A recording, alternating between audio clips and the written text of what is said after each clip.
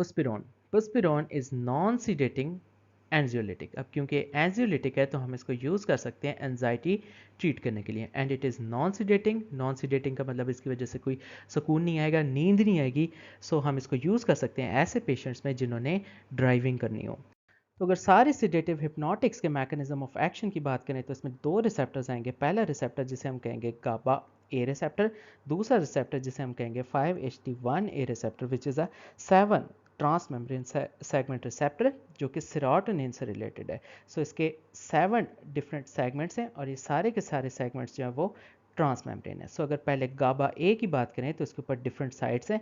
For example it has site for the binding of benzodiazepine which is benzodiazepine binding site. इसके अलावा एक और site हो सकती है विच इज़ गाबा साइट, और इसके अलावा थर्ड भी साइट हो सकती है which is barbiturate binding site. अब गाबा में से होता क्या है कि जितने ज़्यादा क्लोराइड आयंस जो है वो पास करेंगे, या जिसे हम कहें कि क्लोराइड आयन की कंडक्टेंस जो है वो इंक्रीज़ करेगी, तो उसकी वजह से क्या होगा कि जो न्यूरॉन्स की एक्साइटेबिलिटी है वो डिक्रीज़ कर जाएगी। सो जब न्यूरॉन्स की एक्साइटेबिलिटी डिक्रीज़ कर जाएगी तो हम कहेंगे कि हमने सिडेशन या हिप्नोसिस जो है वो अचीव कर लिया है। अब इस केस में डिफरेंट ड्रग्स जो है वो यूज़ कर सकते हैं। पहली ड्रग्स जो इन बेंजोडाइजेपिन रिसेप्टर्स को जाकर स्टिमुलेट करे उसमें आएगी डायज़ेपाम। डायज़ेपाम क्या करेगी, ये बेंजोडाइजेपिन बाइंडिंग साइट के ऊपर जाएगी, बाइंड करेगी और क्लोराइड चैनल्स को ओपन करेगी, कंडक्टेंस इंक्रीज करेगी और न्यूरोनल एक्साइटेबिलिटी जो है वो डिक्रीज करेगी, सिडेशन और हिप्नोसिस होगी। इसी बाइंडिंग साइट के ऊपर कुछ जी ड्रग्स भी जाकर बाइंड करेंगी, जिसे हम कह सकते हैं जोल्पिडेम, ज़ैलिप्लॉन, एसोपिक्लॉन। ये जी ड्रग्स जो हैं ये ज़्यादा बेहतर हैं, इनका लिमिटेड एक्शन है। क्यों? क्योंकि ये बेंजोडाइजेपिन में भी सेलेक्टिवली BZ1 रिसेप्टर्स के ऊपर जाकर बाइंड करती हैं। अब जो डायज़ेपाम या जो जी ड्रग्स हैं इनकी अगर टॉक्सिसिटी हो जाए तो इसको हम रिवर्स कर सकते हैं by the use of flumazenil. So flumazenil is antagonist at benzodiazepine receptor. Very important, flumazenil जो है वो सिर्फ बेंजोडाइजेपिन रिसेप्टर से रिलेटेड है, इसका बार्बिचुरेट बाइंडिंग साइट से कोई रिलेशन नहीं है।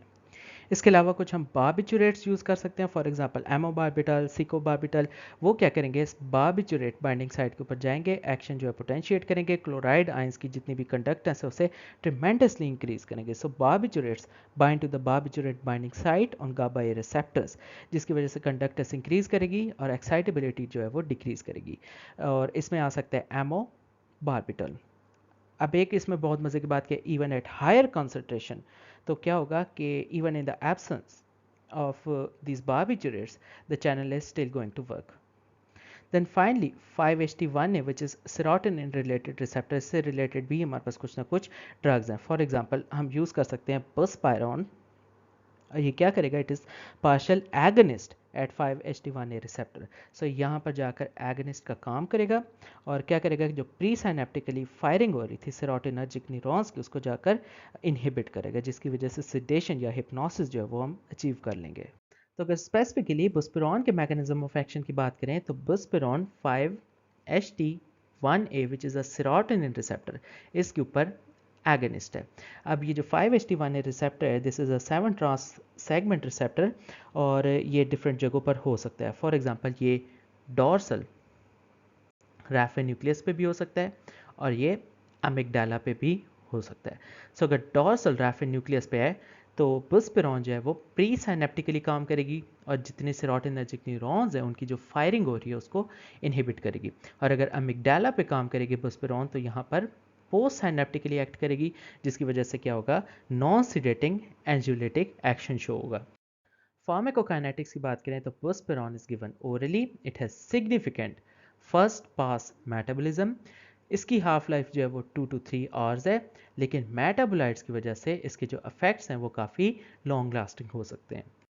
क्लिनिकल यूज़, क्योंकि बसपिरोन एक नॉन सिटेटिंग एंजियोलिटिक है तो हम इसको यूज़ कर सकते हैं गैड की ट्रीटमेंट में, जनरलाइज एंजाइटी डिसऑर्डर। टॉक्सिसिटी या साइड इफेक्ट्स में nausea, dizziness, nervousness, headache, blurred vision, and buspirone does not cause dependence. Buspirone does not cause sedation and motor incoordination. सो अगर सारे सिडेटिव हिप्नोटिक्स को क्लासिफाई करने की कोशिश करें तो इसके कुछ ना कुछ ग्रुप्स बन सकते हैं। सो पहला ग्रुप है बेंजोडाइजेपीन्स का, उसमें शॉर्ट एक्टिंग में आ सकते हैं अल्प्राजोलाम, माइडाजोलाम, ट्रायाजोलाम, ऑक्सीजिपाम। इसी तरह कुछ इंटरमीडिएट एक्टिंग बेंजोडाइजेपीन्स में आ सकते हैं क्लोनाजिपाम, लोराजिपाम, और लॉन्ग एक्टिंग बेंजोडाइजेपीन्स में आ सकते हैं डायजिपाम, फ्लोराजिपाम, क्लोराजिपेट, क्लोरडाइजिपोक्साइड वगैरह। इसके बाद एक और ग्रुप है, उसे हम कहते हैं बार्बिचुरेट्स। सो बार्बिचुरेट्स में अल्ट्रा शॉर्ट में आएगा थायोपेंटल, शॉर्ट में आएगा सिकोबार्बिटल, इंटरमीडिएट में आएगा एमोबार्बिटल और ब्यूटाबार्बिटल, और लॉन्ग एक्टिंग बार्बिचुरेट्स में आ सकता है फिनोबार्बिटल। उसके अलावा 5-HT1A रिसेप्टर एगनिस्ट जिसमें बुस्पायरोन आएगा। उसके बाद एक और ग्रुप बन सकता है जिसे हम कहेंगे मेलाटोनिन रिसेप्टर एगनिस्ट, जिसमें रेमिल्टियन और टेसिमेल्टन आ सकते हैं। इसके बाद एक और ड्रग है, this is suvorexant, this is orexin receptor antagonist. उसके बाद कुछ जी ड्रग्स हैं जिसमें जोल्पिडेम, जैलिप्लॉन, एसोपिक्लॉन वगैरह आ सकते हैं। इन्हें हम कहते हैं जी ड्रग्स। ये भी बेंजोडाइजपीन्स है but they act on benzodiazepine receptor 1, इसकी एगनिस्ट है। उसके अलावा कुछ अदर ड्रग्स है जिसमें आ सकता है क्लोरल हाइड्रेट वगैरह।